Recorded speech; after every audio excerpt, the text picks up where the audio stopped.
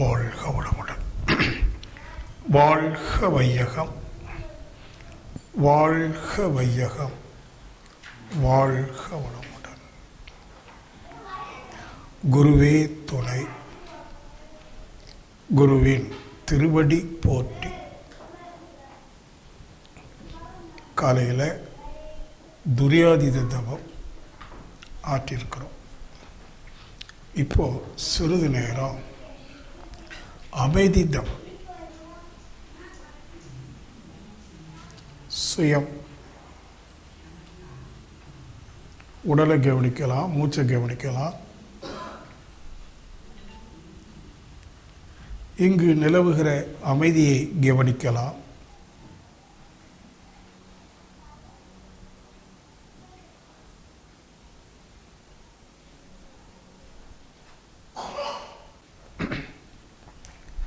மனதின் இயக்க வேகம் குறைந்து ஓரளவுக்கு அமைதிகளை இருக்கிறோம். மனம் அமைதியாக இருந்தால் மட்டுமே ஈர்ப்பு சக்தி அதிகரிக்கும். ஈர்ப்பு சக்தினா இப்போ நான் ஏதோ சில கருத்துக்களை சொல்கிறேன், அதை ஈர்த்து கொள்கிறேன், அப்சர்வேஷன் என்று சொல்கிறோம். அந்த கருத்து மீது ஒரு அப்சர்வேஷன், அதை புரிந்து கொள்ளக்கூடிய ஆற்றல், உள்வாங்கிக் கொள்ளக்கூடிய ஆற்றல், பிறகு சிந்திக்கிற ஆற்றல், இதெல்லாம் எப்போ கிடைக்கும் அப்படின்னா மனம் அமைதியாக இருக்கும்.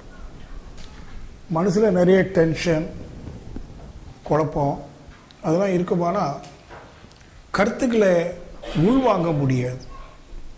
குறிப்பாக இந்த ஞான மார்க்கத்தில் அத்வைத கருத்துக்களை நாம் பேசுகிற போது அதை புரிந்து கொள்ளக்கூடிய, ஈர்த்து கொள்ளக்கூடிய ஆற்றல் இல்லைன்னா அது வீணாகிடும். நம்ம அடிப்படையில் என்ன வேணும்? மன அமைதி வேணும். அப்போது கொஞ்ச நேரம் தியானம் பண்ணி பெற்ற அமைதி எவ்வளோ நேரம் நீடிக்கும்? அதிக நேரம் நீடிக்க வாய்ப்பில்லை. ஏன்னா சூழல் அப்படி இருக்கு. ஒரு நிரந்தரமான அமைதி வேணும் அப்படின்னா உங்களுடைய குடும்பம், உங்களுடைய தொழில், அதில் ஒரு திருப்தி, சாட்டிஸ்ஃபேக்ஷன். நான் மேரேஜ் பண்ணி 2 குழந்தை பெற்று நான் திருப்தியாக இருக்கிறேன்னு உங்கள் மனசு சொல்லணும்.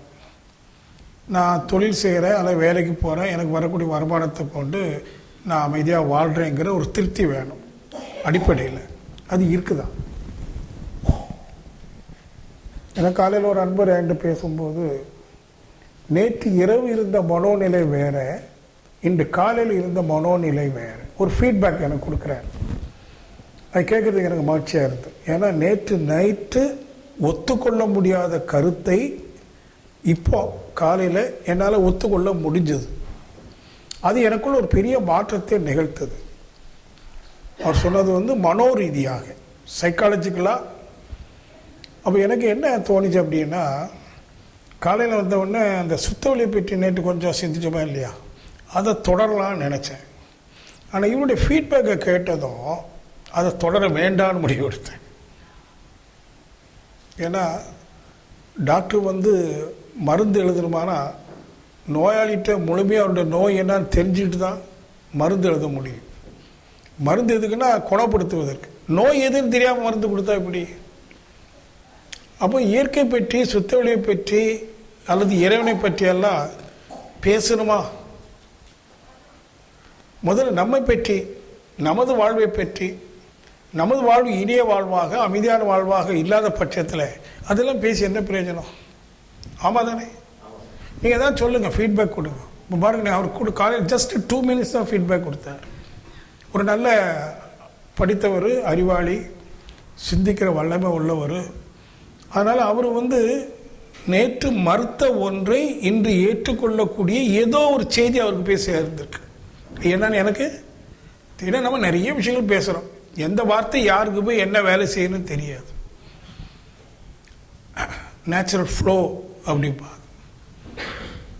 இப்போ என் கேள்வி உங்கள் எல்லாத்திட்டையும், நீங்கள் எல்லாரும் உங்கள் குடும்ப வாழ்க்கையில், தொழிலில் ஒரு செல்ஃப் சாட்டிஸ்ஃபேக்ஷன் இருக்கா? சந்திரகுமாருக்கு இல்லை, மற்றபடி லட்சுமி, சரஸ்வதி, செல்வி, மலர், அதான் சில பேரில் சொல்கிறேன், அசோக்கு, எல்லாருக்கும் எப்படி இருக்கு? ஓப்பனாக சொல்லுப்பா, சும்மா சொல்லு. அவர்தான் பக்கத்தில் ஒரு இல்லைன்ட்டார்ல உங்கள் நண்பர் சந்திரகுமார். நீங்கள் ஏதோ அவரை வீடியோகிராஃபர் நினச்சிட்டு இருக்காதீங்க. அவர் ஒரு அருள்நிதி, நீண்ட காலம் என்னோட பயணித்து கொண்டிருக்கிற ஒரு நல்ல இனிய நண்பர். அவர் தொழில் ஃபோட்டோ கேமரா நமக்காக சர்வீஸ் பண்ணுறார். என்னம்மா உமா சொல்லு. ஒரு நேரத்தில் திருப்தினா எப்போவுமே இருக்கணும்.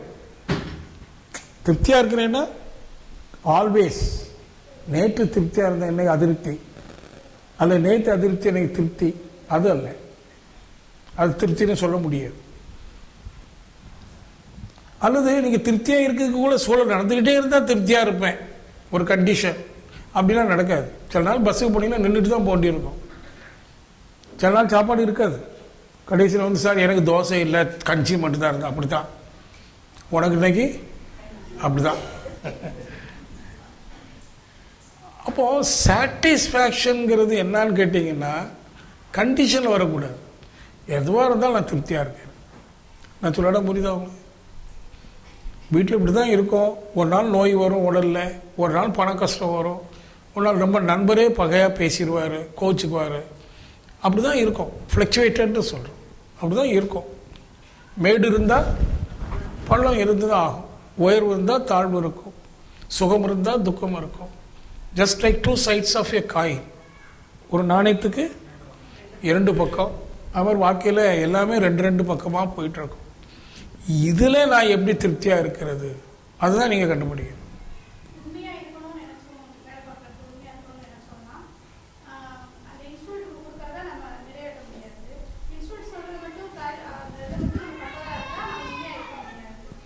சரி, அதனால் என்ன பண்ணலாம், நீங்கள் முடிவெடுங்க.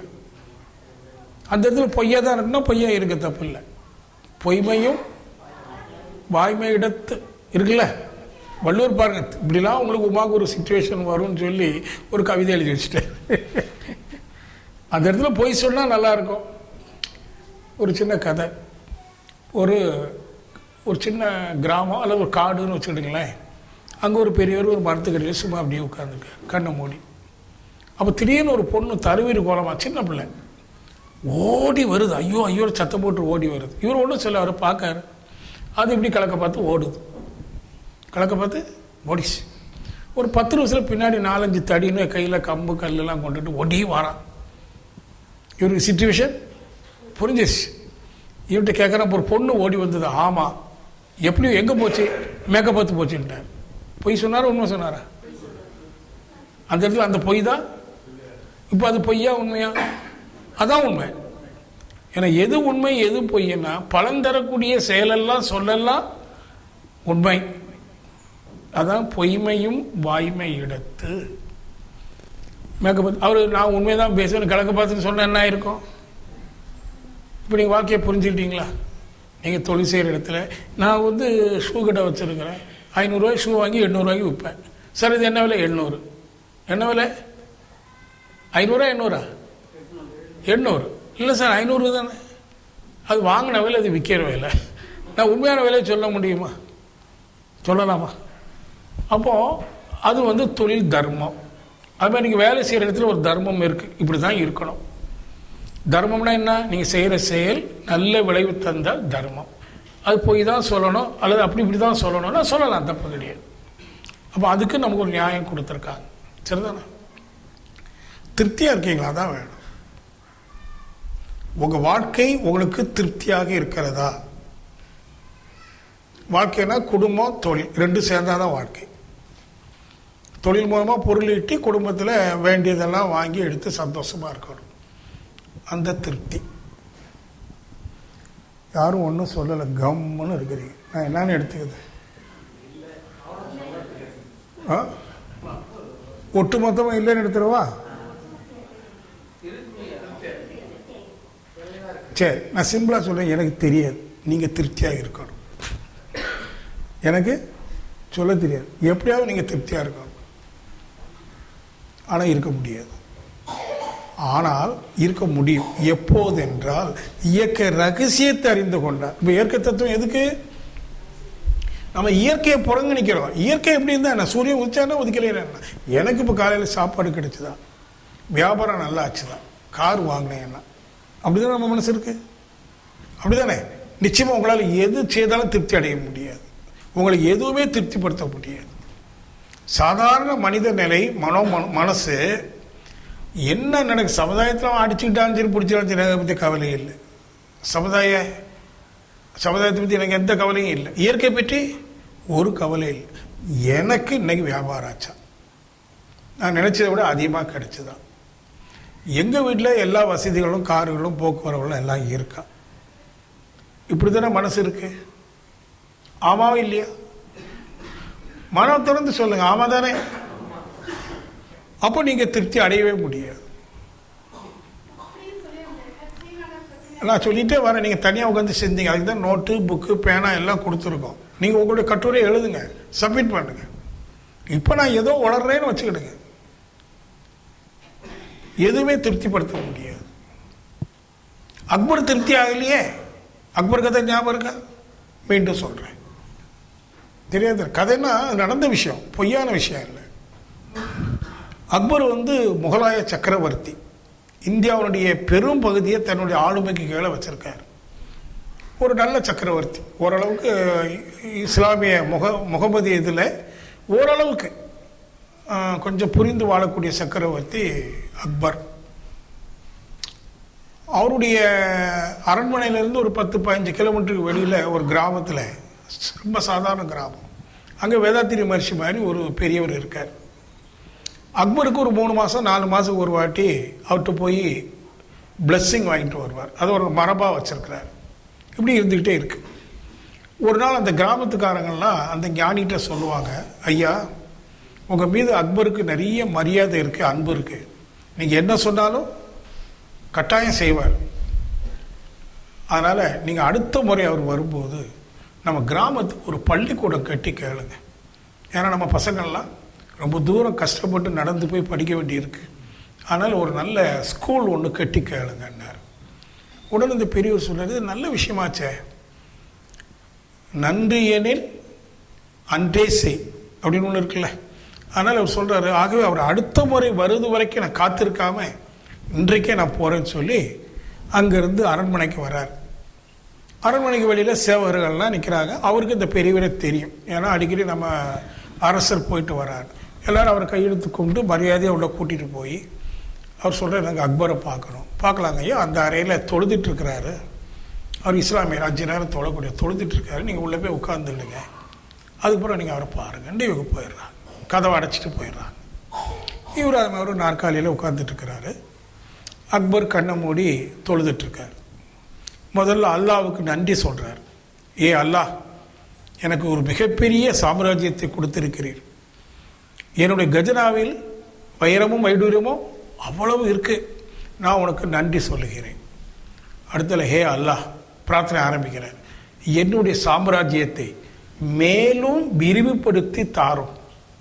என் கஜனாவில் இன்னும் மேலும் மேலும் வைரமும் வைடூரியமோ பொங்கட்டும் அப்படின்னு பிரார்த்தனை செய்கிறார். அர்த்தம் புரியுது அவங்களுக்கு? இந்தியாவுடைய பெரும்பகுதி ஆளுமையில் இருக்கு. அவர் என்ன கேட்குறார்? மேலும் எல்லையை விரிவுபடுத்தும் அப்படின்னு கேட்குறாரு. இதெல்லாம் கேட்டுட்டு இருந்த அந்த ஞானி மெதுவாக எந்திரிச்சு அந்த கதவு பக்கம் போய் கதவை திறந்து வெளியில் போகிறதுக்கு அவர் போகிறார். அப்போ இவருடைய தொழுகையும் முடியுது. இவருக்கு உணர்வில் தட்டி இருக்கு. தொழும்போது யாரோ somebody is waiting for me, காத்துட்டு இருக்காங்கன்னு உணர்வு தட்டி இருக்கு. அவர் பிரார்த்தனை முடிச்சுட்டு கண்ணை திறந்துட்டு பார்க்குறாரு. இவருடைய மரியாதைக்குரிய ஞானி திரும்பி போயிட்டுருக்காரு. இவர் ஓடி போய் அவரை செருத்து நிற்க வைக்கிறார். அவர் சொல்கிறார், ஐயா, நான் பலமுறை உங்கள்கிட்ட ஆசீர்வாதம் வாங்கிறதுக்கு வந்திருக்கிறேன். பல முறை உங்களை நான் என்னை அரண்மனைக்கு கூப்பிட்டுருக்கிறேன், அழைச்சிருக்கிறேன். நீங்கள் ஒரு வாட்டி கூட வந்ததில்லை. இன்னைக்கு அழைக்காமல் வந்த நீங்கள் என்னை பார்க்காம திரும்பி செல்றீங்களே, என்ன விஷயம் அப்படின்னு. ஒன்றுமே இல்லைப்பா, உன்னை பார்க்கணும்னு தோணுச்சு, வந்தேன், பார்த்தேன், போகிறேன், வேற ஒன்றுமே இல்லை. வந்த விஷயத்தை அவர் சொல்லலை. அக்பர் கொஞ்சம் அறிவாளி. நோ நான் அதை நம்ப மாட்டேன், நீ ஏதோ ஒரு விஷயத்துக்கு வந்துட்டு என்கிட்ட சொல்லாமல் போகிறீங்க, நான் என்ன தப்பு செஞ்சேங்கிறார். அப்போ அவர் சொல்கிறார், நீ ஒரு தப்பு செய்யலை, நீ ஆண்டவன்ட்ட உனக்கு இன்னும் பெரிய நாடு வேணும், ஏன்னா இருக்கிற நாடு உனக்கு உனக்கு பத்தலை, வைரமும் வைடூரியமும் பத்தலை, நீ கேட்டுட்ருக்கிற. நான் அதை காதால் கேட்டேன், நான் யாசிக்க வந்தேன், நீ இறைவன்ட்ட யாசிச்சுட்டு இருக்கிற, நான் எப்படி உன்கிட்ட யாசிக்க முடியும்? உனக்கே பத்தலைன்னு என்ன பண்ணிட்டு இருக்கிற? கையேந்திட்டு இருக்கிற. நான் உன்கிட்ட எப்படி கையேந்த முடியும்? உனக்கே பத்தலை, அதனால் மன்னிச்சுக்கோப்பா, நான் வரேங்கிறேன். அக்பர் சிந்தனையாளர் டபார்னு காலில் விழுந்து வணங்கி, ஐயா மன்னிச்சுடுங்க, இனிமேல் நான் பிரார்த்தனையே செய்ய மாட்டேன் அப்படின்ட்டாங்க. உங்களுக்கு புரியுதா? அக்பருக்கே திருப்தி ஆகலை, மலருக்கு எப்படி திருப்தி ஆகும்? வாய்ப்பே இல்லை. சரி, கடவுள் அவர் கொஞ்சோட பார்டரை நீட்டி கொடுத்தா திருப்தி ஆடுவாரா? அடுத்த முறை பிரார்த்தனை சொல்ல, இல்லை கொஞ்சம் கன்னியாகுமரி வரைக்கும் எங்களுங்க ஐயா 10. இதான் நம்ம மனசு. புரியுதா? இந்த மனசு என்ன பண்ண முடியாது? எந்த பொருளை கொண்டும், எந்த பதவியை கொண்டும், எதை கொண்டும் திருப்தியே படுத்த முடியாது. ஆமாம். சிறப்பாக நான் என்ன பண்ணட்டும், நான் திருப்தி அடையணுமே. இறை அறிவு மட்டுமே திருப்திப்படுத்தும். இறை பொருள், வள்ளுவர் என்ன சொல்றான்? இறை பொருள் இருள் சேர் இருவனையும் சேரா இறைவன் பொருள் சேர் புகழ் புரிந்தார் மாற்று. இறை பொருள், இறை அறிவு, த மீனிங் ஆஃப் காட் யாருக்கு கிடைக்குதோ, நான் திருப்தியாக இருக்கிறேன். நான் எப்போ திருப்தியாக இருக்கேன். ஆனால் இன்னும் நான் பிளான் பண்ணுறேன், எக்ஸிக்யூட் பண்ணுறேன், எல்லா வேலையும் செய்கிறேன், பிஸ்னஸ் பண்ணுறேன், வியாபாரத்தை தேவைக்கு விரிவுபடுத்துகிறோம், கடன் வாங்குகிறோம், கடனை திருப்பி அடைக்கிறோம். நான் சொல்ல புரியுதா? அந்த பொருள் சார்ந்த வாழ்க்கையில் என்ன மைண்ட் செட்டப்பில் ட்ராவல் பண்ணணுமோ அப்படி தான் ட்ராவல் பண்ணுறோம். ஆனால் அதில் இடர்பாடுகள் வருது, கொஞ்சம் கொஞ்சம் கஷ்டம் வருது, லாபம் வருது. லாபம் வந்தாலும் சரி, நஷ்டம் வந்தாலும் சரி, கஷ்டம் வந்தாலும் சரி, மனசு எப்படி இருக்குது? திருப்தியாக தான். அச்சமும் கொள்ளலை, கவலையும் கொள்ளலை. ஏன்னா இறை அறிவு. இப்போ நான் வாழ்வியல் தத்துவத்தை பேசவா, இறை தத்துவத்தை பேசவா? நீங்கள் தான் சொல்லணும். இல்லை சார், வாழ்க்கையில் உள்ள பிரச்சனை இருக்குது, அது எனக்கு தீர்வு சொல்லுங்கன்னு சொல்ல மாட்டீங்களா? அப்போ பிரச்சனைக்கு தீர்வே இல்லை. சிம்பிள் லாஜிக் என்ன? உங்கள் பிரச்சனைக்கு தீர்வே இல்லை. இருக்கு ஒரே ஒரு தீர்வு, இறை அறிவு. அதான் மகரிஷி இறை அறிவை கொடுத்துட்டு என்ன சொல்கிறாருன்னா, பூட்டு தயாரிக்கிறவன் கூடவே எதுவும் தயாரிப்பான். ஒவ்வொரு பூட்டுக்கும் ஒவ்வொரு விதமான சாவி. இந்த சாவியை கொண்டு அந்த பூட்டை திறக்க முடியாது. ஆனால் வாழ்க்கை என்ற பூட்டு இருக்க, பிரச்சனைகள், அதை திறப்பதற்கு ஒரே ஒரு சாவி தான் இருக்கு. எந்த பிரச்சனை வந்தாலும், வாழ்க்கையில் எந்த பிரச்சனை வந்தாலும் அதுக்கு தீர்வு காண்பதற்கு ஒரே ஒரு சாவி தான் இறை அறிவு. ஸ்பிரிச்சுவல் நாலேஜ், ஸ்பிரிச்சுவல் நாலேஜ், இறை அறிவு. இறை அறிவு உள்ளவனுக்கு அது ஒன்று போதும், அவன் எந்த பூட்டை வேணாலும் திறந்துடுவான். இறை அறிவு உள்ளவனுக்கு பூட்டே இல்லை அப்படின்னா புரியுதா பாரு? பூட்டுன்னா என்னது? இப்போ பிரச்சனை, சிக்கல், சிக்கல் தான் பூட்டு. அவனுக்கு பூட்டே சிக்கலே கிடையாது. அப்படியே வந்தால் கூட அந்த ஒரு அறிவு அவனுக்கு எல்லாத்தையும் திறந்து கொடுக்கும். ஆகவே நான் திருப்பி சொல்கிறேன், நம்ம அனைவருக்கும் என்ன வேணும்? இப்போ இறை அறிவு வேணும். இறைவன் என்றால் என்ன, அந்த சொல்லினுடைய முழுமையான பொருள் என்ன, இது தெளிவாக தெரியணும்.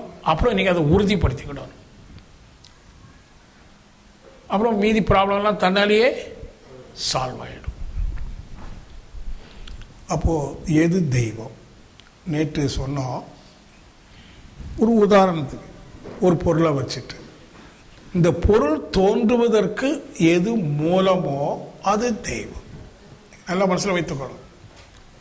நீங்கள் ஆராய்ச்சி பண்ண போறீங்க எதிர்காலத்தில், எது தெய்வம்? முதல் கேள்வி, எந்த ஒன்று இது தோன்றுவதற்கு காரணமோ. இதுனா ஒரு பானை சோத்துக்கு. அதனால இந்த இயற்கை முழுவதுக்கும் ஏதோ ஒரு பொருளை கையில் வச்சுட்டு அல்லது இது எடுத்துக்கிறோம்.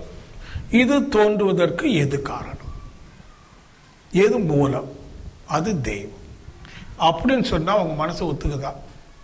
இது நான் சொல்கிறேன், உங்கள் மனசு அது புரிஞ்சு ஒத்துக்குதா? ஏன்னா நம்ம இறைவனை பற்றி நிறைய கருத்துக்கள்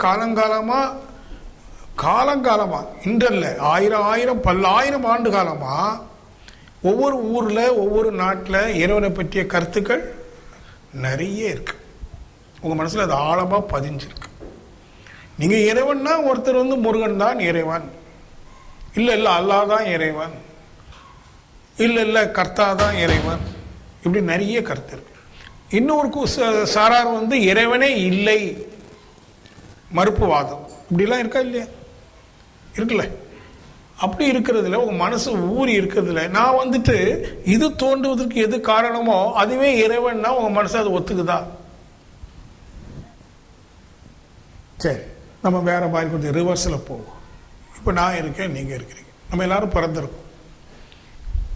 நீங்க முயன்று பிறந்தீங்களா, இந்த பிறப்பு தானா நிகழ்ந்ததா? தானா இந்த உடல் மட்டுமா, இந்த இயற்கை எல்லாமே தானா தோன்றியிருக்கா, அல்லது யாராவது உருவாக்கி இருக்காங்க?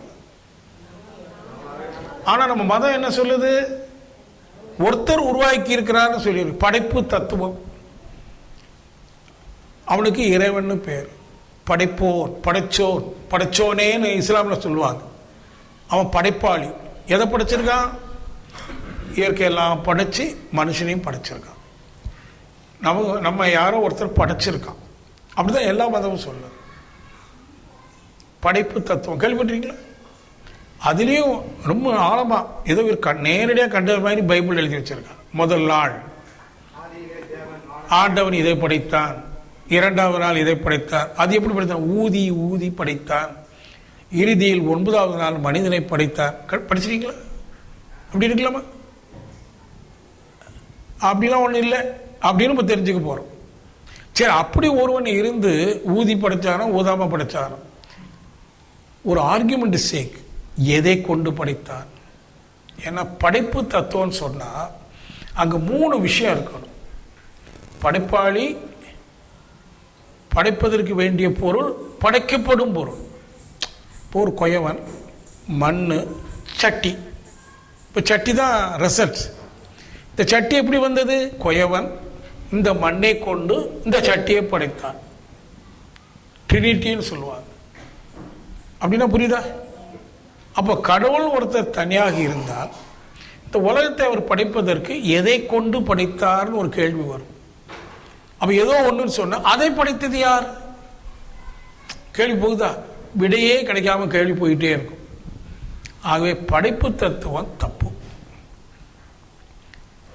இத கிட்டத்தட்ட 30 ஆண்டுகளுக்கு முன்பு ஒரு கிறிஸ்துவ பாதிரியார், பயிற்சிக்கு வந்தவர், நெருங்கிய நண்பரும் கூட எனக்கு பிற்பாடு, அவர் இதெல்லாம் கேட்டுட்டு நான் நாளைக்கு சொல்றேன் சார், அப்புறம் அடுத்த நாள் சொன்னேன். ஏன்னா அவர் சொல்றாரு, வேதாத்திரி மனுஷ கருத்து எல்லாமே எனக்கு பிடிச்சிருக்கு, இந்த இயற்கையோட தோற்றத்தை பத்தி பேசுறாரு இல்லையா, அது எனக்கு அவ்வளவா பிடிக்கல. ஏன்னா கடவுள் தான் மனுஷனை எல்லாத்தையும் படைச்சார்.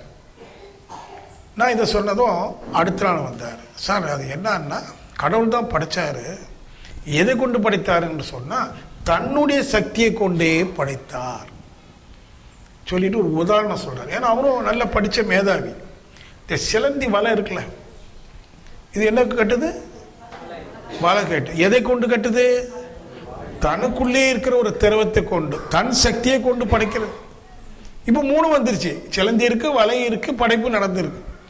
அவர் அதை ஒரு உதாரணம் சொல்லி, அது மாதிரி இறைவன் தன் சக்தியை கொண்டு இந்த உலகை படைத்தார். நான் சொன்னேன் இது கரெக்ட். அப்போ தனது சக்தி, இறை சக்தி தான் எல்லாமாக வெளிப்பட்டிருக்கு, அப்படிதானே? அதுதான் வேதத்தின் மாதிரி சொல்றாரு. இறைவன் அல்ல, இறை சக்தி தனது சக்தியை கொண்டு எல்லாமாக வெளிப்பட்டிருக்குன்னு அவர் சொல்லிட்டார். அப்போ இந்த பொருளை யாரும் படைக்கல. இறைவன்னா யாரு? மூலம். எல்லா தோற்றங்களுக்கும் மூலமாக இருக்கக்கூடிய ஆதி நிலை.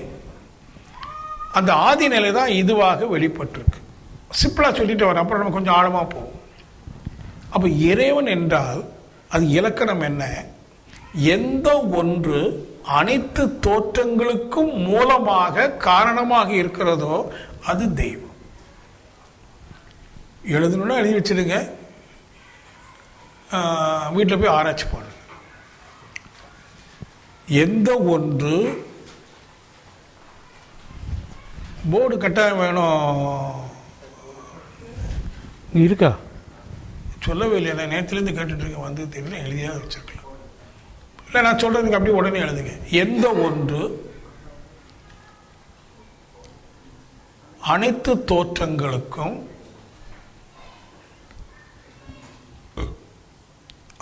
தோற்றங்களுக்கும் மூலமாக அல்லது காரணமாக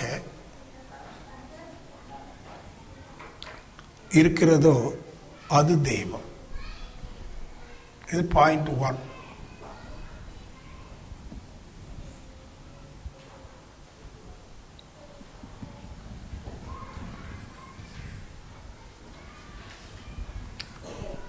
எந்த ஒன்று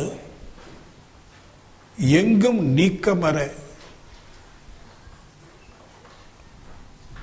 நிறைந்திருக்கிறதோ அது தெய்வம்.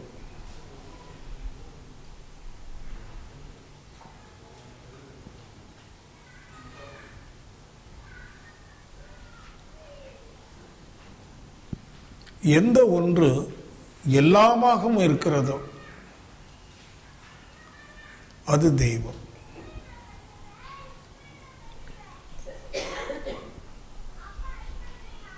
எப்போதும் இருக்கிறதோ அது தெய்வம்.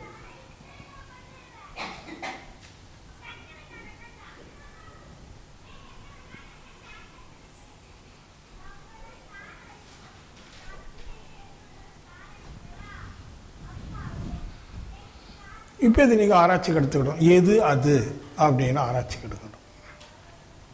எப்படி சிம்பிளாக ஆராய்ச்சிக்கு எடுக்கிறோம்? ஏதோ ஒரு பொருளை கையில் வச்சுக்கிறோம். நேற்று நான் அதை சொன்னது தான். இன்னைக்கு விஞ்ஞான காலத்தில் நிரூபிக்கப்பட்ட உண்மை, வெறும் பேச்சல்ல, நிரூபிக்கப்பட்ட உண்மை, பொருள்கள் அனைத்தும் சக்தியின் திணிவு. நேரடியாக பாயிண்ட்டுக்கு வரும். இப்போ இது ஆப்பிள் பழமா சக்தியின் திணிவா? சக்தியின் திணிவு. ஃபிசிக்ஸ் யாராவது நீங்கள் படிச்சிருந்தீங்கன்னா ஃபிசிக்ஸில் வருது. Intensity of energy particles is mass. பொருள் என்றால் சக்தியின் திணிவு பொருள் எனப்படும். அது உதாரணம் நேற்று இன்னொன்று சொன்னோம். நீராவி, தண்ணி. தண்ணியை கொதிக்க வச்சா நீராவி, நீராவியை குளிர வச்சா தண்ணி. நீராவியை குளிர வைக்கும்போது அதனுடைய கன அளவு கூடுமா குறையுமா? நீராவி ஒரு கப்பு தண்ணி, ஒரு கப்புனா அது ஒரு சின்ன கன அளவு, கொதிக்க வச்சு ஆவியாக மாறும்போது கன அளவு அதிகரிக்குமா குறையுமா? அதிகரிக்கும்.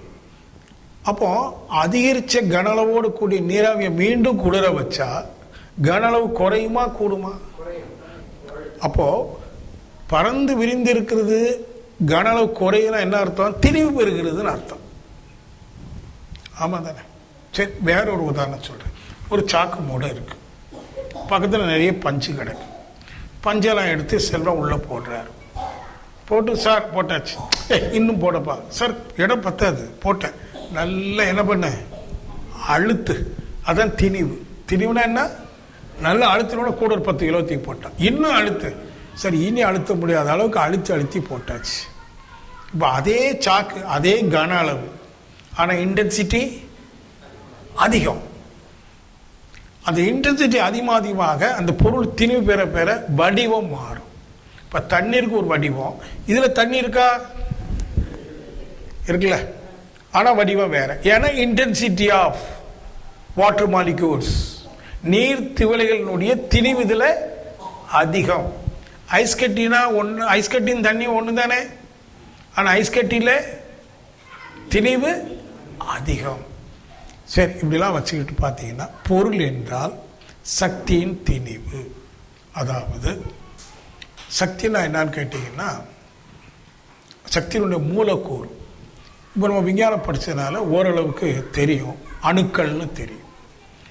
அணு என்பது ஒரு மூலக்கூறா, அதில் பல மூலக்கூறுகள் இருக்கு. எலக்ட்ரான், புரோட்டான்லாம் படிச்சிருக்கோம். Number of electrons, number of protons, அணுவுக்கு அணுவுக்கு வித்தியாசப்படும். இப்போ அதில் ஒரு புரோட்டானை எடுத்து இப்போ பிரிக்கிறாங்க. இப்போ விஞ்ஞானி அதையும் பிரித்து பார்க்கும். அதுலேயும் சில மூலக்கூறுகள் இருக்கிறதாக கண்டுபிடிச்சிருக்காங்க. இப்போ நம்ம யூகத்துக்கு வருவோம். இந்த பொருளை பிரித்து அணு, விஞ்ஞானி சொல்லக்கூடிய அணுவாக பிரிக்கணும், விஞ்ஞானி சொல்லக்கூடிய புரோட்டானாக பிரிக்கணும். அந்த புரோட்டானையும் பிரித்தா ஒரு பார்ட்டிகள் வருமா, அதையும் பிரித்தா ஒரு பார்ட்டிகள் வருமா, இப்படி பிரித்து கடைசியில் மேற்கொண்டு பிரிக்க முடியாத ஒரு மூலக்கூறு வருமா, வராதா? வரணும் தானே. அந்த மூலக்கூறுக்கு ஆன்மீகத்தில் ஒரு பேர் வச்சாங்க, பரம அணு. எழுதிக்கிடுங்க, பரம அணு. பரம அணுன்னா என்ன அர்த்தம்? விஞ்ஞானி சொல்லக்கூடிய அணு அணு.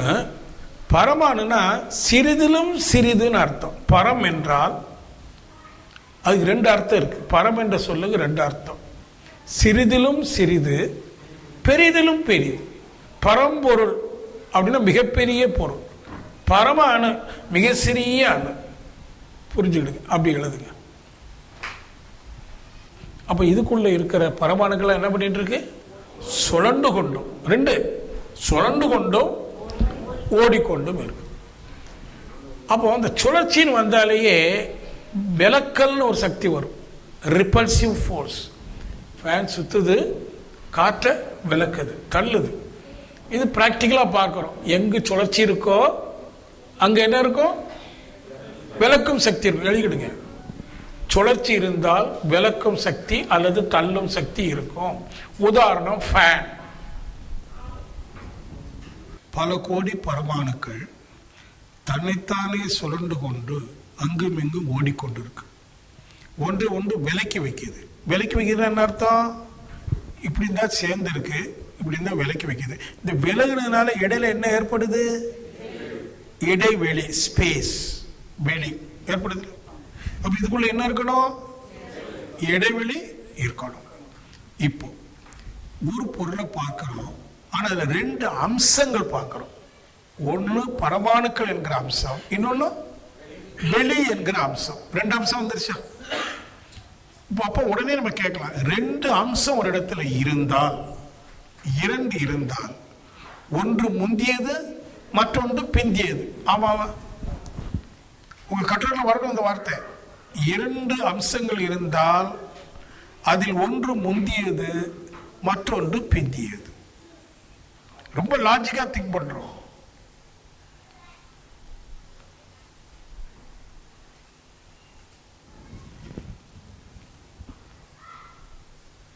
எழுதிங்களா? ஒன்று முந்தியது மற்றொன்று. அடுத்த நீங்க ஒரு கேள்வி கேட்கணும், முந்தியிலிருந்து பிந்தியது வருமா, பிந்தியிலிருந்து முந்தியது வருமா? முந்தியிலிருந்து பிந்தி. எது முந்தியது? அப்ப வெளியில இருந்து தான் என்ன வந்திருக்கணும்? இதுல இருக்கிற ரெண்டாவது அம்சம் பரமாணு வந்திருக்கணும். பரமாக்களின் கூட்டு தானே ஆப்பிள். அப்ப ஆப்பிள் எதுல இருந்து வந்திருக்கு? அப்ப ஆப்பிளுடைய மூலம் என்ன? வெளி. ஆப்பிள் பழத்தின் மூலம் மட்டும் வெளியா? நம்ம பார்க்கிற எல்லா பொருளுக்கும் மூலம் வெளியா? ஒரு பாடி சொத்துக்கு.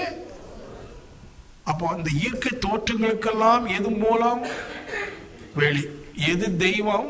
எது அனைத்து தோற்றங்களுக்கும் மூலமோ அது தெய்வம். இந்த ஒரு அப்ரோச்சில் நீங்க என்ன புரிஞ்சுக்கிட்டீங்க? எது தெய்வம்னு புரிஞ்சுக்கிட்டீங்க. எதுமா தெய்வம்? வெளி. மாற்று கருத்து இருக்கா? அப்போ விஞ்ஞான பூர்வமா நம்ம சொல்றோம். மதங்கள் சொல்றதெல்லாம் நிறைய தப்பு இருக்கு. ஒரு காலத்துல பூமி தட்டைன்னு பழைய ஏற்பாட்டுல இருக்கு. பழைய ஏற்பாடுன்னு கேள்விப்பட்டிருக்கீங்களா? வேதம் பழைய ஏற்பாட்டுல பூமி தட்டைன்னு சொல்லியிருக்கு. அப்புறம் கொஞ்ச நாள் கழிச்சு என்ன சொன்னாங்க? பூமியை மையமா வச்சு சூரிய சுத்தி வருதுன்னு ஒரு கதை சொன்னாங்க. இப்ப எல்லாமே தப்பாகி போச்சு. பூமி உருண்டேன்னு வந்து போச்சு. பூமி உருண்டேன்னு சொன்ன கலீலியோவை கொண்டுட்டான் பிஷப். ரோமன் கேத்தலிக் பிஷப் என்ன பண்ணிட்டான்? கொண்டுட்டாங்க. இப்ப இருக்கிற பிஷப் மன்னிப்பு கேட்டான். இப்ப விஞ்ஞானம் வர வர மதம் என்ன ஆகுது? மத கருத்துக்கள் தோல்வியை சந்திக்கின்றன. நீங்க அதை நல்லா புரியணும். விஞ்ஞானங்கிறது சாதாரண விஷயம் இல்லை. மதம் பெருசா விஞ்ஞானம் பெருசான்னா விஞ்ஞானம் தான் பெருசு. ஆகவே நீங்க விஞ்ஞானத்தை ஓரளவு விஞ்ஞானம் படிக்கணும்னு அதுக்கு வேண்டி எம்எஸ்சி பிஹெச்டி படிக்கணும்னு அவசியம் இல்லை. இது இப்ப யாருக்கு புரியல சொல்லுங்க?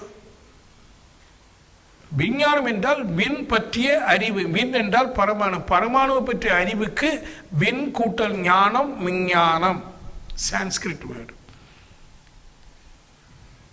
சரி, இப்போ சுத்த வெளி. வெளின்னு சொன்னோம். வெளின்னா என்ன? இப்போ மூலப்பொருள். அதுக்கு என்ன பேர் வைக்கிறோம்? இறைவன். சிறப்பான ஒரு பேர் இறைவன். மூலப்பொருள். இறைவன் பேர் எப்படி வந்ததா மாதிரி சொன்னாலே அது இறைந்து கிடக்குதான். இறைஞ்சு கிடக்குன்னு சொல்றாங்களே, என்னவா? பரமாணுக்களா இறைஞ்சு கிடக்கு. பரமாணுக்கள்லாம் சேர்ந்து கோள்களா இணைஞ்சு கிடக்கு. பஞ்சபூதங்களா இறைஞ்சு கிடக்கு.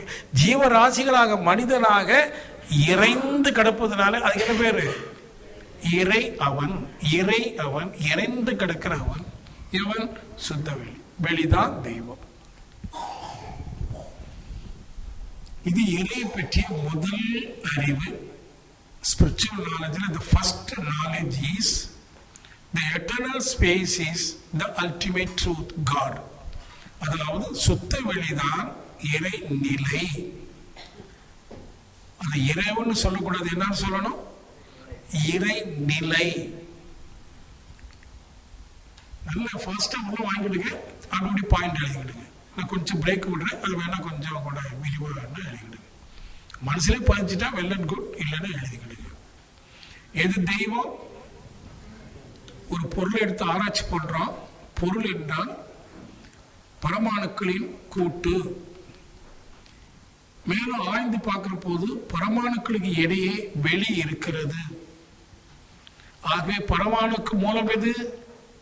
வெளி. எல்லாமே பரமாணுக்களால் ஆனது. ஆகவே எல்லாவற்றிற்கும் மூலம் எது? வெளி. ஆகவே வெளி தெய்வம். இந்த ஒரு பாயிண்டோட கொஞ்சம் நிறுத்திட்டு நான் மொத்தமா கேள்வி கேட்கிறேன், நீங்க சொல்லுங்க. இதை உங்களால ஒத்துக்க முடியுது? புரிஞ்சுக்கிட்டீங்கன்னா ஒத்துக்கலாம். சும்மா தைரியமா பேசுங்க. நம்மனா நண்பர்கள் தான், வேற யாரும் இல்லை. எப்படி சாட்ட சொல்றது? சபை நாகரிகம் ஒண்ணு இருக்கு. வெளியில அங்கே போய் உட்கார்ந்து சுப்பிரமணி சார் சொன்னதை நான் ஒத்துக்க மாட்டேன் அப்படி பேசாதீங்க. இங்கே சொல்லுங்க. உள்ளொண்டு வைத்து புறமொண்டு பேசாதீங்க. இங்கே சொல்லுங்க. தப்பு கிடையாது, தப்பே கிடையாது. நான் அக்ரி பண்றேன். ஏன்னா நீண்ட கால பழக்கத்துல எத்தனையோ ஜன்மாந்தரங்கள் என்ன பழக்கம் வந்திருக்கு? வேற எதையோ தெய்வம் தெய்வம் தெய்வம்னு இங்க ஸ்ட்ராங்கா எழுதி வச்சிருக்கோம். ஏதோ ஒருத்தன் வேட்டி கட்டிட்டு வந்து இன்னைக்கு இதுதான் தெய்வம்னா நான் எப்படி ஒத்துக்குவேன்? ஏன் ராமகிருஷ்ணா எப்படி ஒத்துக்கிறது? ஒத்துதான் ஆகணுமா? அப்படிலாம் ஆகக்கூடாது. புரிந்து கொண்டு நீங்க ஆமா சொல்லணும். சொல்லுங்க. சும்மா உங்க மனசை பட்டு சொல்லுங்க. நம்ம கலந்து பேசுவோம். 12 months இருக்கு. எதுவுமே நீங்க அக்ரி பண்ணணும் கட்டாயமே கிடையாது, அவசியமும் இல்லை. உங்க மனசுல என்ன ஓடுது சொல்லு. பேர் தெரியல. நீங்க தான். உங்க பேர் என்ன? வேல்முருகன். எந்த ஊர் நீங்க? சென்னை. வேல்முருகன் சார் சொல்லுங்க. சும்மா உங்க மனசுல ஓடுறது சொல்லுங்க. ஒன்றும் தப்பே கிடையாது, தப்பே கிடையாது. திருப்பி நான் அடிச்சு அடிச்சு சொல்றேன். இல்ல எல்லாரும் என்ன நினைப்பாங்க? எல்லாரும் ஆமா போட்டு நான் மட்டும் இல்லை. யாரும் ஒன்றும் ஆமா போடல. எல்லாருக்குள்ளயும் என்னவோ சகதி ஓடிக்கிட்டே இருக்கு. சபை நேரங்கிறது ஆமா சார், ஆமா சார், எஸ் சார். இந்த மிலிட்டரியில சொல்லுவாங்களே yes sir, attention yes sir, stand at ease yes sir. இங்க அட்டென்ஷனும் ஸ்டாண்டிட்டிஸ் எல்லாம் வேண்டாம். ரியாலிட்டி சொல்லுது.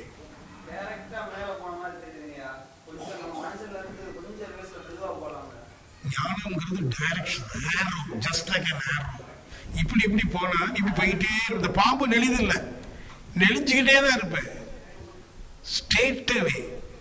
அதனால இது பேர் எளிய முறை குண்டலினி யோகம். மகிழ்ச்சி எப்படி பேர் வச்சிருக்க? சிம்பிளிஃபைடு குண்டலினி யோகா. நான் இனிமேல் வேதம்லாம் பேசிட்டு இருக்க கூடாது. பிரம்மசூத்திரம் 550 சூத்திரம் இருக்கு. வியாசர் எழுதின பிரம்மசூத்திரத்துல 550 சூத்திரத்தையும் நான் தனித்தனியாக எழுதி போட்டு உங்களுக்கு விளக்கம் சொன்னா அதுல நீங்க எல்லாம் செத்தே போயிருவீங்க. காலம் பத்தாது. 3 பேருக்கு பாருங்க நடக்காது. குறைந்த காலத்தில். இப்போ அதுக்கு காரணம் என்னன்னா, அன்னைக்கு விஞ்ஞானம் அவ்வளவு தூரம் இல்லை, அதனால அவங்க சூத்திரத்தை எழுதிக்கிட்டே இருந்தாங்க. இப்போ நிறைய சூத்திரம், அந்த சுத்தவெளி எனும் சூத்திரம் மட்டும் போதும், சிம்பிளா போதும். நீங்க கொஞ்சம் திறந்த மனசோட கேட்கணும், அவ்வளவுதான். ஒரு 1987 எங்க ஊர்ல சபை ஆரம்பிச்சு நான் அப்படி பேசிட்டு இருக்கிறேன். தம்பி செல்வ மாதிரி ஒரு பையன், பேர் சொல்ல விரும்பல, வந்து ரொம்ப பவியமா சார் அப்படின்னா சபரிமலையில ஐயப்பன் இல்லையா சார், ரொம்ப பவியமா நான் இல்லைன்னு சொன்னா அங்கேயே விழுந்துருவான். என் மனசுல படுது, என்ன பதில் சொல்ல. அவ்வளவு தூரம் அவன் வந்து அவனுக்கு ஒரு மாதிரி ஆயிடுச்சு. அப்படின்னா எப்படின்னா, இப்ப வளர்க்கணுமே அப்படின்னா சபரிமலையில ஐயப்ப சாமி இல்லையான்னு கேட்கிறான். நான் எடுத்த உடனே இல்லைன்னு சொன்னா என்ன ஆகும்? இல்லப்பா நம்ம மெதுவா பார்க்கலாம், ஒன்றும் அவசரப்படாது அப்படி. அந்த மாதிரி நீங்க உங்களே நிறைய பேர் இருக்கிறீங்க.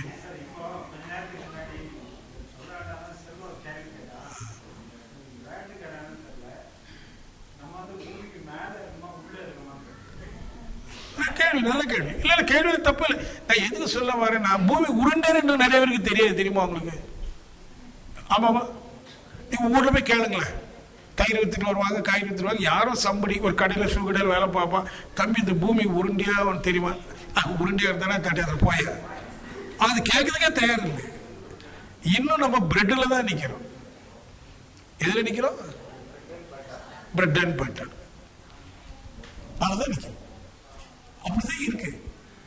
இன்னைக்கு கொஞ்சம் கொஞ்சமா அறிவை தூண்டி நிறைய விஷயங்கள் நம்ம பேச வேண்டியிருக்கு, நிறைய விஷயம் பேச வேண்டியது. பூமி உருண்டை. கொஞ்சம் பைக்ல போனவங்க யார கொஞ்சம் வேலை போறோம்னா கால்ல வந்து சத்தம் போட்டாங்க, என்னடா அவ்வளவு வேகமா பைக் ஓடுறது, 1000 கிலோமீட்டர் வேகத்துல சுத்திட்டு இருக்குன்னா வர பூமி உருண்டை. பூமி தன்னைத்தானே சுத்துதுன்னு எத்தனை பேருக்கு தெரியும்? பூமி சூரியனை சுத்தி வருதுன்னு எத்தனை பேருக்கு தெரியும்? சூரியன் பிரபஞ்சத்துல ஓடுதுன்னு எத்தனை பேருக்கு தெரியும்? நிறைய பேருக்கு தெரியாது. சரி, எல்லாம் தெரிஞ்ச என்ன ஆகுது? அப்பதான் ஒரு பெரியவர் எனக்கு வகுப்பு எடுக்கும் போது சொல்லி கொடுத்தார். ஒரு போர்டுல ஒரு வட்டம் போட்டார். போடுங்க, இதெல்லாம் வட்டம் போடுவீங்க, கண்ணுக்கு தெரியுமா போர்டு? அடுத்த வாட்டி போர்டு இந்த ஜன்னல்ல எப்படியாவது ஃப்ரேம் பண்ணி, இந்த ஜன்னல்ல ஃப்ரேம் பண்ணி ஒரு போர்டு போடணும். சரி, நீ இப்ப செல்வம் பின்னாடி பிடிச்சுக்கோ, நாகராஜன் ஒரு வட்டம் போடுங்க. நம்ம மெதுவா போவோம், என்ன ரொம்ப ஸ்லோவா போகும், ஒன்றும் அவசரம் இல்லை.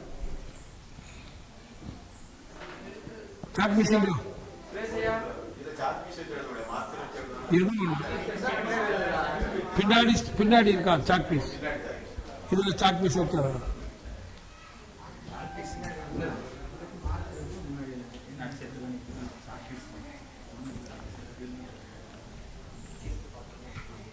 சரி. உங்க புஸ்தகத்துல நீங்க போடுறீங்களா? ஒரு வட்டம் போடுங்க, கீழே போடுங்க. உங்க புக்கில் ஒரு வட்டம் போடுங்க, ஒரு சர்க்கிள். அது காம்பஸ் எல்லாம் கேட்காதீங்க, கையாலே போடுங்க. கொஞ்சம் வட்டம் சப்பையா இருந்தாலும் பரவாயில்ல, உங்க மூக்கு மாதிரி வட்டம். என்ன அவங்க வளையல திருடிட்டான் பாரு. யார்கிட்ட இருந்து திருடல? வேதா திருட்டியா? வட்டம் போட்டதா போட்டீங்களா? அதுக்கு ஒரு புள்ளி போடுங்க, மைய புள்ளி. வட்டத்துக்கு மையத்தில் ஒரு புள்ளி போடுங்க. அதுல இருந்து 2 வரி கோன் மாதிரி ஒரு 10 டிகிரியில, இப்படி மையத்திலிருந்து இப்படி ஒரு கோடு, இப்படி ஒரு கோடு, 10 டிகிரி அல்ல 15 டிகிரியில் போடுங்க. கரெக்ட், செல்வம் அழகா போட்டு. அது பக்கத்தில் அதே மாதிரி இன்னொரு கோடு தள்ளி போடு. ஒரு முக்கோணம் போட்டிருக்கீங்க, அதே மாதிரி அந்த மையத்திலிருந்து இன்னொன்று. எஸ், போதும். இப்போ 2, இது பேர் கோன். என்ன சொல்றோம்? இந்த சுண்டல் போட்டு இதுக்கு பேப்பர்ல சுருட்டுவான்ல கோன், அந்த மாதிரி 2 கோன் போட்டு, முதல் கோன்ல இப்படி ஒரு சின்ன கோணம் போட்டு, இந்த 2 கோன் இப்படி போதும், அது இப்படி ஒரு கோணம் போட்டு, இந்த ஏரியா இருக்குல்ல, இந்த ஏரியாவுக்கு மேல ஒரு பேர் எழுதிங்க, தெரிந்தவை.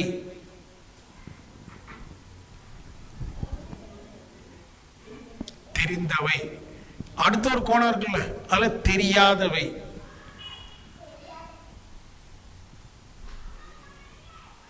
இப்போ அந்த தெரிந்தவன் போட்டிருக்கீங்கள, அதில் உங்களுக்கு தெரிஞ்சது ஒரு 5-6 எழுதுங்க. சைக்கிள் ஓட்ட தெரியும், பாட்டு பாட தெரியும், ஒரு 5-6 தெரிஞ்சது எழுதுங்க. ஒரு சும்மா பேருக்கு.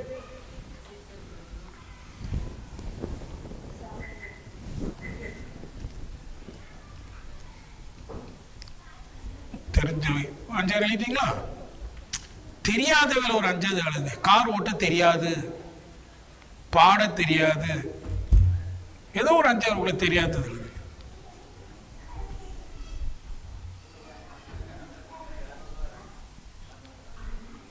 எழுதிட்டீங்களா? இல்லை 2-3 எழுதுங்க போதும், உங்களுக்கு புரியுதுக்காக எழுதுறது. இப்போ நம்ம எல்லாருக்கும் கொஞ்சம் விஷயங்கள் தெரியும், கொஞ்சம் விஷயங்கள் தெரியாது, சரிதானா? முதல் தெரிஞ்சவன்னு எழுதுறீங்கல்ல, அதுக்கு வெளியில் ஒரு கோடு போட்டு இவைகளெல்லாம் எனக்கு தெரியும் என்று எனக்கு தெரியும். அது உங்களுக்கு தெரியும் தானே, அந்த கதை அது ஒன்று போட்டு டிசைன் பண்ணுங்க. போட்டது முதல் என்ன எழுதுறீங்க? தெரிந்தது ஒரு 4-5 எழுதிட்டீங்க. அதை அம்புக்குறி போட்டு வெளியில் எழுதுறீங்க. இவைகளெல்லாம் எனக்கு தெரியும் என்று எனக்கு தெரியும். எனக்கு பாட தெரியும் என்று எனக்கு தெரியும், அதான் அர்த்தம். எனக்கு சைக்கிள் ஓட்ட தெரியும் என்று எனக்கு தெரியும். எழுதிட்டீங்களா? புரிஞ்சுக்கிட்டீங்களா? விஸ்வநாதன் புரிஞ்சுக்கிட்டீங்களா? புரியல? உங்க கவனமே இங்க இல்லை, அப்சர்வேஷன் இல்லை. அப்சர்வேஷன் வேணும். ராமகிருஷ்ணன் புரிஞ்சுக்கிட்டே. உங்களுக்கு சைக்கிள் ஓட்ட தெரியும்ல, அப்போ சைக்கிள் ஓட்ட தெரியும். சைக்கிள் ஓட்ட தெரியும்னு உங்களுக்கு தெரியும் தானே, சைக்காலஜிக்கல். அடுத்து தெரியாது இருக்கீங்கல்ல, இவைகளெல்லாம் தெரியாது என்று எனக்கு தெரியும். உங்களுக்கு கார் ஓட்ட தெரியாது தானே, கார் ஓட்ட தெரியாது என்று உங்களுக்கு தெரியும், உங்களுக்கு தெரியும். எழுதுகிறது. இப்ப இந்த 2 விஷயத்தை கொஞ்சம் அப்படியே உங்களுக்குள்ளேயே ஒரு ஆராய்ச்சி பண்ணுங்க.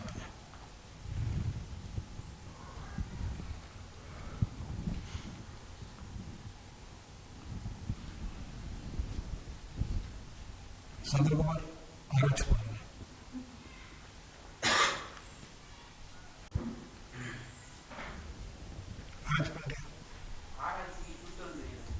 ஆராய்ச்சியில் என்னன்னு தெரியல.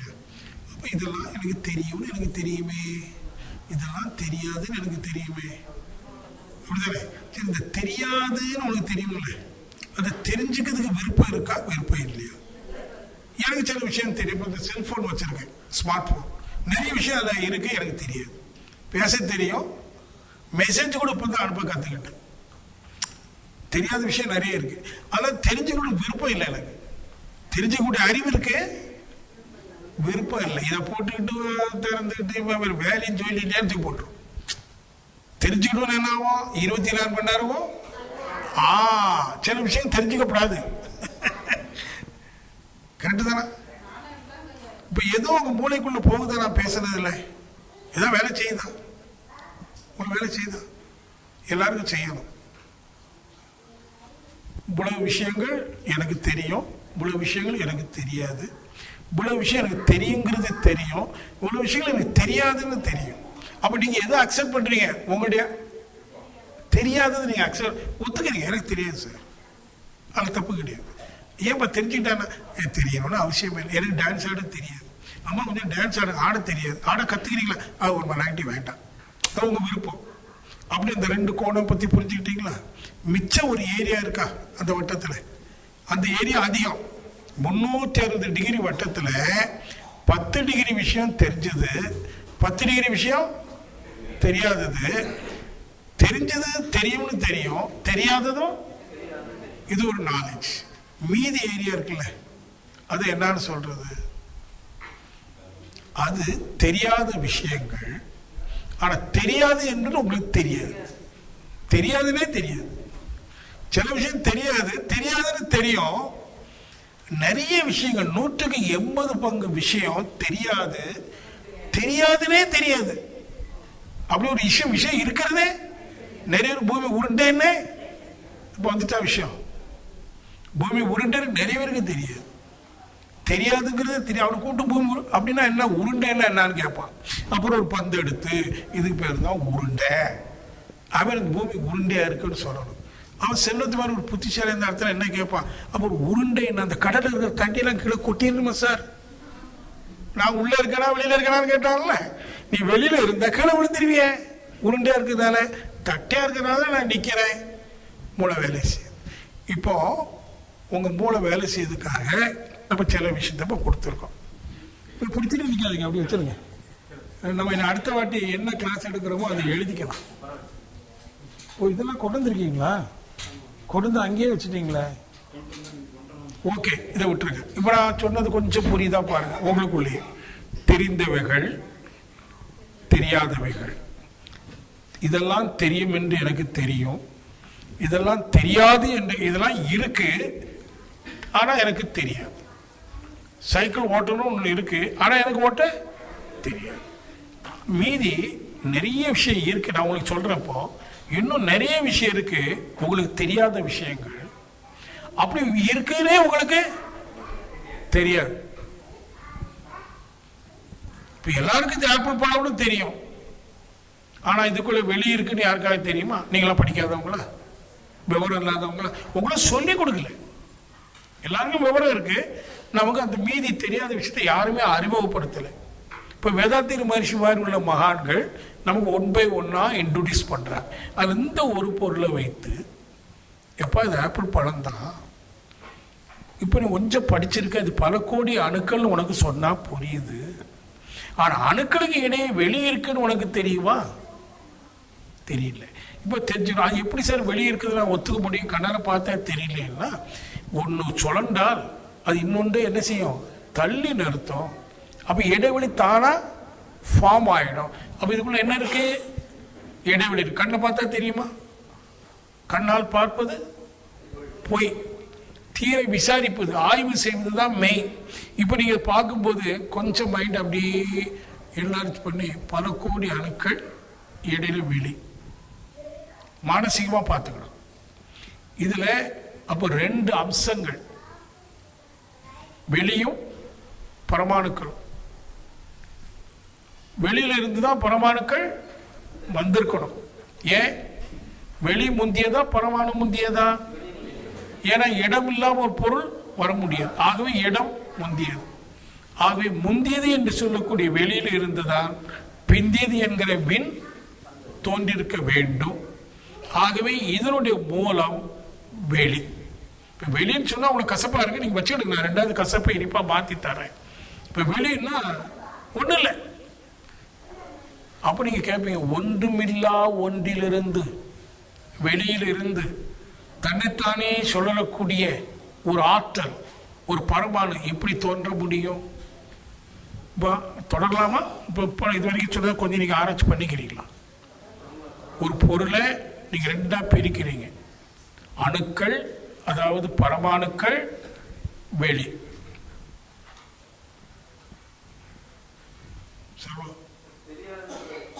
2வது தெரிஞ்சுக்கிட்டது கொஞ்சம் கூட தெரியும், கொஞ்சம் ஆழமா தெரியும். இது என்னன்னு தெரிஞ்சுக்கிட்டேன்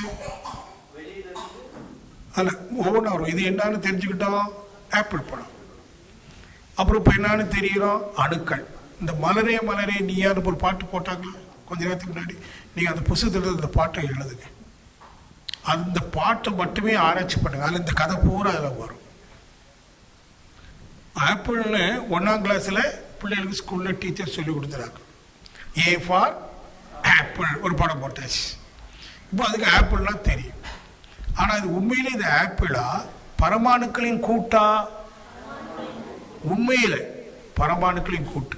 இந்த வடிவம் இருந்தா இதுக்கு ஒரு பேர் வைக்கணுமே, நமக்கெல்லாம் பேர் வச்சிருக்க மாதிரி ஆப்பிள். ஆனா உண்மையில இது ஆப்பிள் இல்ல. என்னது? பரமாணுக்களின் கூட்டு. அது கூடி இருக்கிறதுனால ஒட்டி இருக்கான்னு கேட்டீங்கன்னா ஒட்டிட்டு இருக்குல்ல. இப்ப நீங்களே இருக்கிறீங்க, ஒட்டிட்டீங்கன்னா இடைவெளி விட்டு இருக்கிறீங்களா? ஏன் ஒட்டி இருந்தா என்ன? ஒட்டி இருக்க முடியாது, உஷ்ணம் தாங்காது, வேர்வை வந்துடும். So keep distance. நம்ம சுகமா இருக்கணும்னா என்ன வேணும்? டிஸ்டன்ஸ். இல்ல கையை கால ஆட்டணும்னா என்ன வேணும்? திடீர்னு எந்திரிச்சு போகணும்னா என்ன வேணும்? 2 நாட்களுக்கு இடையில கேப் இருக்கணும். அப்ப இடைவெளி இல்லாம பரமாணுக்கள் சுழண்டு ஓட முடியாது. ஆமாவா? இதுக்கு ஏதாவது டெலிஸ்கோப்லாம் வேணுமா? பெரிய சயின்ஸ் விஎஸ்க்கு டைம் ஸ்கொயர் பண்ணுறாங்க வருது, அதெல்லாம் வேணுமா? தேவையில்லை. இது போதும், காமன் சென்ஸ் போதும். வேலை என்ன இருக்கு? பழம்னா என்ன? இப்போ பழம் ஆரஞ்சு ஆப்பிள் பழம்னா என்ன? பரமாணுக்களின் கூட்டு வெளியும் இருக்கிறது. இப்போ 2 வந்துருச்சு. இப்போ நீங்களே கேட்கணும், 2 இருந்தால் ஒன்று முந்தியது மற்றொன்று பிந்தியது. இதுல எது முந்தியது? வெளி. அப்போ முந்தியிலிருந்து பிந்தியது வரணும். அப்ப வெளியில இருந்து தான் என்ன வந்திருக்கணும்? பரமாணுக்கள். பரமாணுக்களின் கூட்டாகி ஆப்பிள் பழம் வந்திருக்கணும். அப்ப இதனுடைய மூலம் என்ன? நல்லா எழுதி கொள்ளுங்க. பொருட்களின் மூலம் வெளி. அனைத்து பொருட்களுக்கும் மூலம் வெளி.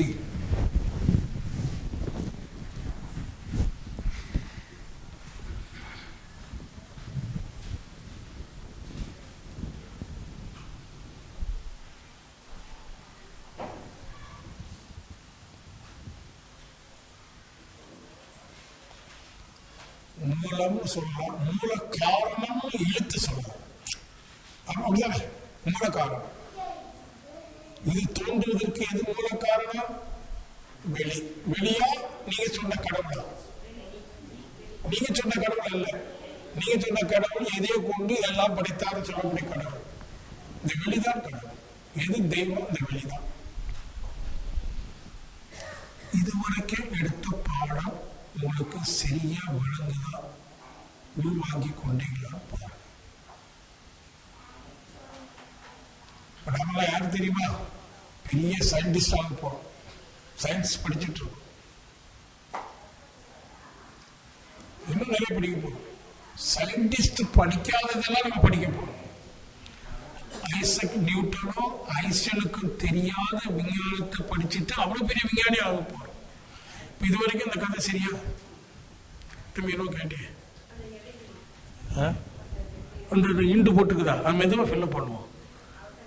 நீங்களும் அதான் கேட்குறீங்க. அது மெதுவாக ஃபில்லப் பண்ணும்போது அந்த ரெண்டுக்கு வரும். ஏன்னா இது தெரியும். இது என்ன தெரியும்? ஆப்பிள் பழம்னு தெரியும். இது அணுக்களின் கூட்டுன்னு தெரியாது. பாருங்க, தெரியாததே உங்களுக்கு தெரியாது. அதான் இந்த பேக்ல வருது. இந்த இண்டு போட்டுக்கு பாருங்க, பெரிய வட்டம். அதுக்குள்ள என்ன வருது? இதே ஆப்பிள் பழம் வருது. இது முதல் இந்த ஆப்பிள் பழம் முதல் எதுல வருது? இது ஆப்பிள் பழம் என்று எனக்கு தெரியுங்கிறதுல வருது. இது ஆப்பிள் பழம் என்று தெரியும். ஆனா இது பரமாணுக்களின் கூட்டுன்னு எனக்கு தெரியாத தெரியுங்கிறது வரல. இதுலதான் வருது. நல்லா கவனிக்க. இது ஃபில்லப் பண்றதுக்கு நாலேஜ் வேணும். இந்த பெரிய ஏரியா இருக்கு, முதல்ல அந்த முதல் சின்ன ஏரியா எனக்கு தெரியும். இது ஆப்பிள் பழம் என்று தெரியும். இது ஆப்பிள் பழம் என்று தெரியாது என்று தெரியும் சொல்ல மாட்டீங்க. இது எல்லாருக்கும் தெரியும் இது ஆப்பிள் பழம். ஏன்னா எல்கேஜிலேயே ஃபர்ஸ்ட் பாடமே ஏ ஃபார் ஆப்பிள். அப்போ ஆப்பிள் பழம்னா போடுவார், நல்லா வரும்.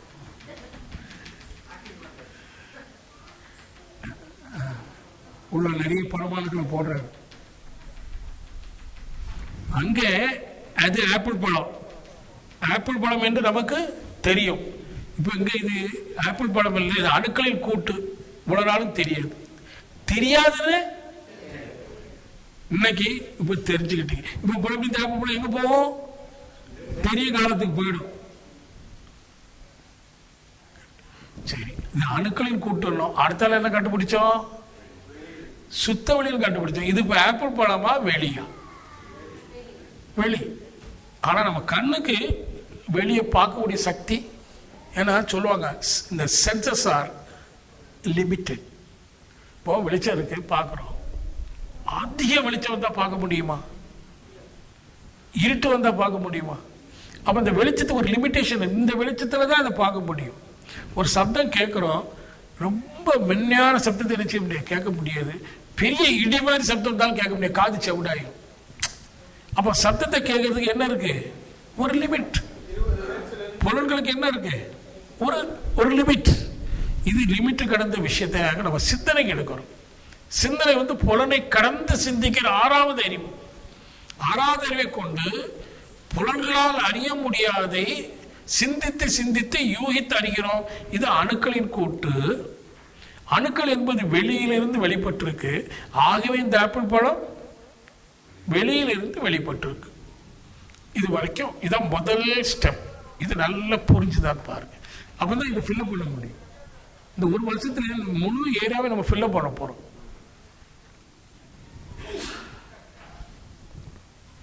செல்வம் உனக்கு புரிஞ்சுக்கலாம், உனக்கு புரிஞ்சுட்டா எல்லாத்துக்கும் புரிஞ்சுக்கலாம். பிள்ளைக்கு பேர்ல வேதாத்திரி உனக்கு புரிஞ்சுதா? உனக்கு இது புரிஞ்சா?